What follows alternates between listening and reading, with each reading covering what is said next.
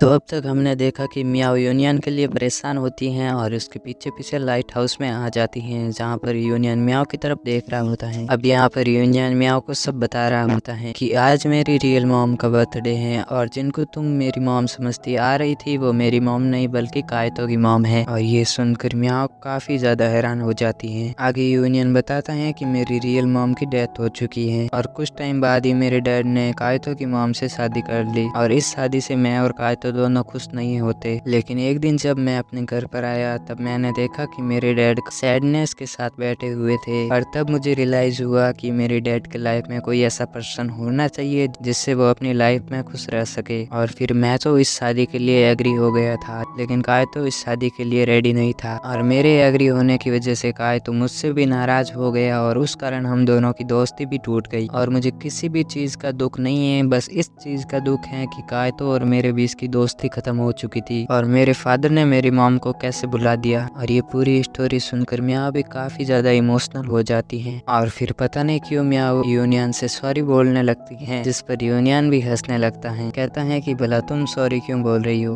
अब यहाँ पर यूनियन के डैड यूनियन का वेट कर रहे होते हैं अपने घर के बाहर, तभी यूनियन भी वहाँ पर आ जाता है। फिर वो यूनियन को अंदर चलने को कहते हैं और फिर ये पूरी फैमिली एक साथ डिनर करती है। फिर मिस रोज यूनियन को एक्सक्यूज देते हुए कहती है कि तुम्हारे फादर तुम्हारी मॉम को काफी ज्यादा मिस कर रहे हैं, बस वो तुम्हें दिखाना नहीं चाहते थे और प्लीज तुम इन्हें गलत मत समझो, इन्हें माफ कर दो। लेकिन यूनियन उनकी बातों का कोई खास रिस्पॉन्स नहीं देता। फिर अपने डैड से कहता है कि मुझे वो सारे ड्राइंग चाहिए जो मेरी मॉम से रिलेटेड है, तो इस बात के लिए उसके डैड मान जाते हैं। फिर नेक्स्ट डे में हमें आर्ट क्लास को दिखाए जाते हैं जहाँ पर यूनियन और मियाओ दोनों होते हैं। तो व्हाइट पेन निकालने में काफी दिक्कत हो रही थी तो यूनियन उसकी मदद करने लगता है, लेकिन इस चक्कर में वो पेन टूट जाती है जिससे मियाओ काफी दुखी हो जाती है। और कल मियाओ का एग्जाम भी होता है और उसके पास कोई दूसरी पेन भी नहीं होती। यूनियन मियाओ से माफी मांगता है, तब मियाओ कहती है कि कोई बात नहीं, लेकिन इससे यूनियन भी काफी दुखी होता है, इसलिए क्लास के बाद वो सीधा मियाओ के लिए पेंसिल लेने चला जाता है। तो शॉप ओनर कहते हैं कि तुम्हें जो पेन चाहिए वो वहाँ पर रखे हैं। तब यूनियन देखता है कि मियाओ भी वहीं पर होती है और वो उन्हीं पेन्स को देख रही होती है, लेकिन वो काफी ज्यादा एक्सपेंसिव होते हैं, इसलिए मियाओ कहती है कि मैं इन्हें अफोर्ड नहीं कर पाऊंगी। लेकिन यूनियन ये सारी बातें सुन लेता है और फिर यूनियन शॉप ओनर से कहता है कि मुझे वही कलर चाहिए। अब हमें नेक्स्ट डे का सीन दिखाया जाता है जहाँ पर मियाओ अपनी साइकिल से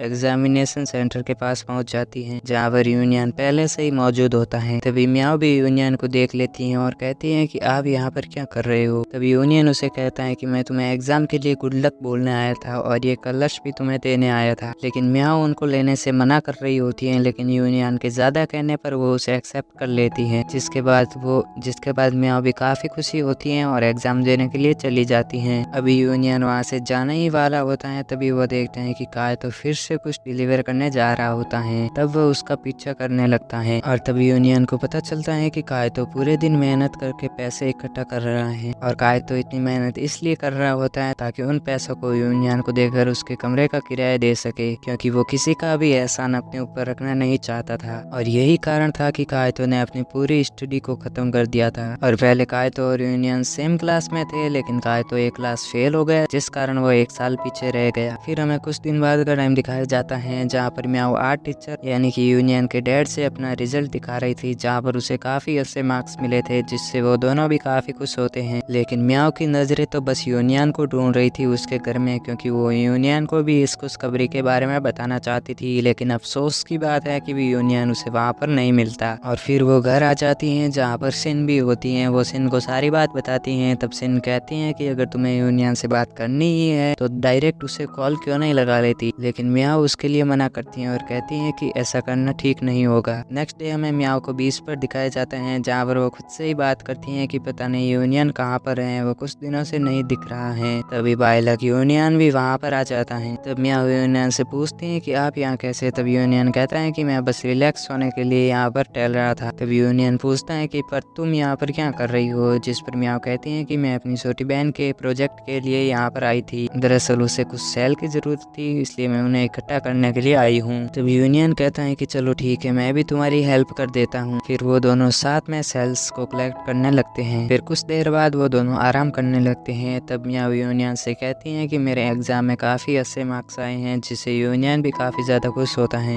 और फिर पूछता है कि अगर तुम्हारी छोटी बहन किसी काम के लिए नहीं मानती तब तुम क्या क्या आइडिया लगाती हो। म्याओ कहती है कि ये तो काफ़ी सिंपल है, उसे जो काम नहीं करवाना है उसका अपोजिट काम करने के लिए बोलो, जिससे वह उसे उस काम को करने लगेगी और इसी तरह मैं अपने अकॉर्डिंग सारा काम करवा लेती हूँ। और ये सुनकर यूनियन भी कुछ सोचने लगा, क्योंकि वो भी इन ट्रिक्स को कायतों पर यूज करने वाला है। तभी म्याओ सेल्स को धागे से इकट्ठा कर रही होती है, तभी उसके दांतों में वो धागा अटक जाता है, जिससे उसे काफी ज्यादा एम्बेरेसिंग फील होता है। लेकिन उसके पास कोई दूसरा ऑप्शन नहीं होता यूनियन को बताने के अलावा, इसलिए वो यूनियन ये सारी बात बता देती है। फिर यूनियन उसे डेंटिस्ट के पास ले जाता है, जहाँ पर डेंटिस्ट उसे कहते हैं कि तुम अपने ब्रेस भी अभी हटा सकती हो। ये सुनकर म्याओ भी काफी खुश होती है, क्योंकि अब उसके दांत एकदम सही हो चुके हैं। और घर जाते टाइम ये सभी बातें वो सिन को बता रही होती हैं, और इसी के साथ वो काफी हैप्पी हो रही थी। और म्याओ को देखकर यूनियन भी मुस्कुराने लगता है। अब म्याओ यूनियन से कहती है कि तुमने मेरी मदद की, इसके लिए थैंक। लेकिन यूनियन कहता है कि कोई बात नहीं। इसी खुशी में म्याओ यूनियन को आइसक्रीम खिलाती है। अब नेक्स्ट सीन में हमें दिखाया जाता है कि यूनियन जब अपने घर पर आता है तो कायतो उसे रूम्स का किराया देने लगता है, जिस पर यूनियन उसे मना करता है। लेकिन कायतो कहता है कि मैं तुम्हारा कोई भी एहसान अपने ऊपर नहीं रखना चाहता, इसलिए तुम इसे रख लो। और फिर गुस्से में अपने रूम में चला जाता है। फिर यूनियन कायतो के रूम में आता है, पूरी जगह को देखने लगता है। तब कायतो कहता है कि तुम ये सब क्या कर रहे हो, जिस पर यूनियन कहता है कि मेरे प्रोजेक्ट मुझे कुछ जगह चाहिए, इसलिए मैं जगह को देख रहा हूँ। तब कायतो कहता है कि क्या तुम मेरे रूम को चेंज करना चाहते हो। तब यूनियन कहता है कि मुझे बस थोड़ी सी जगह चाहिए। और फिर कायतो गुस्सा होने लगता है और वहाँ से जाने लगता है। लेकिन तभी वो वापस आकर कहता है कि तुम्हारे डैड ने मुझे भी परमिशन दिए हैं इस घर में रहने के लिए, तो ये घर जितना तुम्हारा है उतना ही मेरा है। और यहाँ पर यूनियन काफी खुश होता है, क्योंकि उसकी ट्रिक काम कर चुकी थी। दरअसल ये सब उसके चाल होती है। और फिर वो कायतो से कहता है कि ठीक है तुम्हारी मर्जी, और फिर वहाँ से चला जाता है। अब अगली सुबह जब कायतो टीवी देख रहा होता है, तब यूनियन वहाँ पर आता है और अपने अवार्ड्स को शो ऑफ करने लगता है, जिस पर कायतो कहता है कि तुम बार बार अपने अवार्ड को मेरे सामने शो ऑफ क्यों कर रहे हो। जिस पर यूनियन कहता है कि मेरे पास अवार्ड है, इसलिए मैं इन्हें देख रहा हूँ,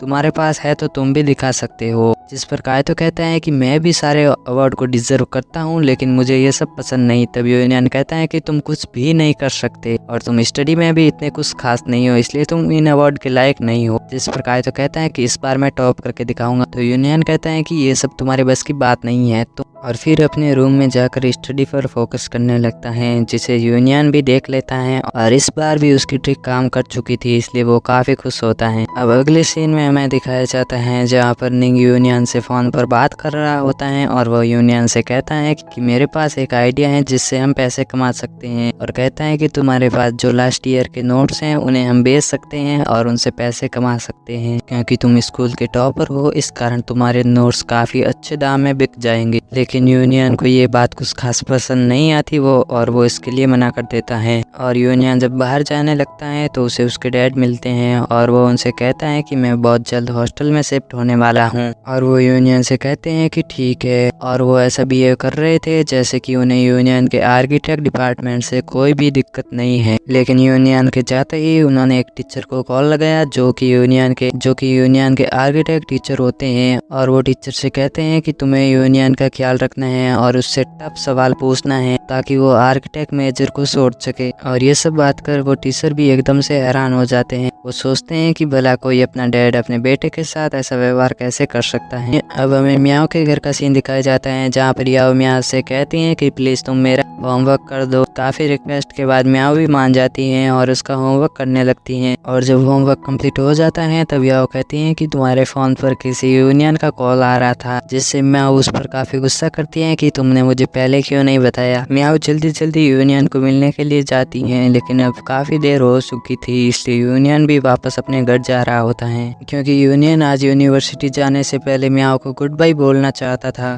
और जब जैसे ही यूनियन के म्याओ के घर को क्रॉस करते हैं, तभी म्याओ अपने घर से बाहर निकलती हैं लाइट हाउस के लिए। और जब वो लाइट हाउस पहुंचती है तब वहाँ पर यूनियन के लास्ट ईयर के नोट्स रखे होते हैं, जो कि उसने म्याओ को देने के लिए लाया होता है। और यूनियन अपने मन में चाहता था कि म्याओ स्टडी में अच्छी बने और एक टॉपर बने, ताकि वो भी अच्छी यूनिवर्सिटी में आ सके। और ये सब देखकर म्याओ भी काफी ज्यादा इमोशनल हो जाती हैं, और वो कहती हैं कि देख लेना सीनियर यूनियन, मैं भी आपकी तरह स्टडी में काफी अच्छी बन जाऊंगी और मुझे भी आपकी तरह अच्छी यूनिवर्सिटी मिल जाएगी। और बस इसी सीन के साथ पार्ट 7 भी यहाँ पर एंड हो जाता है।